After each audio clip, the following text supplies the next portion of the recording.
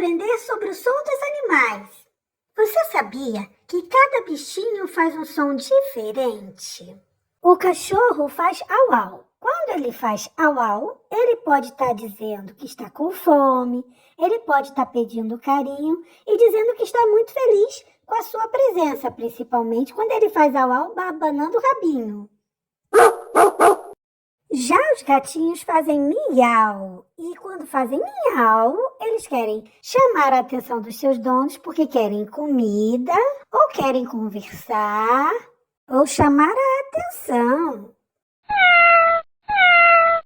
Já as vaquinhas fazem mu. Quando elas fazem mu, elas estão chamando seus filhotes ou conversando com outras vaquinhas. Esse é o jeito delas se comunicarem, amiguinho.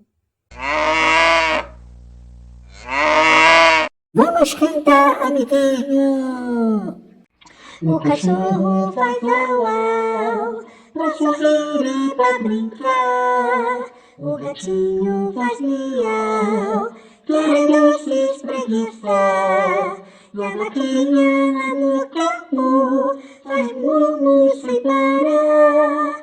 Cada bicho tem seu som, que é pra gente escutar.